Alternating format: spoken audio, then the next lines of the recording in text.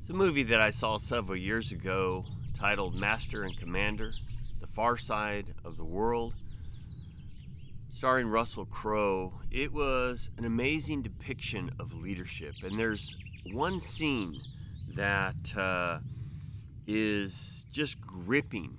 And what it is they are chasing this French vessel. And they go all the way down to the tip of South America. And as they are rounding Cape Horn, what happens is they're battling this storm. And as they're coming around Cape Horn, there's a guy up in the crow's nest, and he's working on the sails and whatnot, and that entire mast cracks, breaks, and goes into the sea. And they're trying to rescue this guy, but at the same time, the mast and all the sails is literally dragging the entire ship into the ocean. And at that point, they have to make a very, very tough call. And Russell Crowe is the one that pulls out the hatchets, and they begin to cut the ropes. And here's one of their best men that they're about to lose.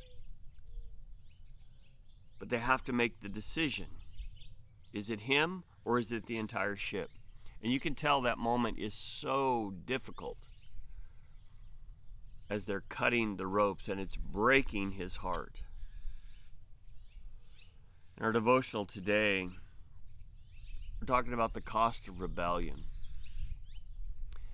And we might miss the fact that, an entire generation is not going to get to go into the promised land because of their rebellion.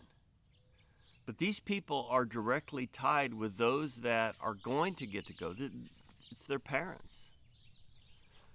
And so it's kind of like cutting the ropes there. And what we see in our devotional text in Deuteronomy 1:35, it says, "Surely not one of these men of this evil generation shall see the good land of which I swore unto your fathers." And so God had told him earlier in right around in verse 6, it says, "You dwelt long enough in this mountain. Turn and take your journey and go to the mountain of the Amorites." So God's saying, long enough. We need to move on. And so God is going to deal with those that are rebellious. Galatians 6:7 says, "Be not deceived, God is not mocked. For whatever a man soweth, that shall he also reap." Not only what you sow in kind, but the volume of what you sow. There will be a harvest. And for them, this harvest was a cutting off. They didn't get to see the goodness of God.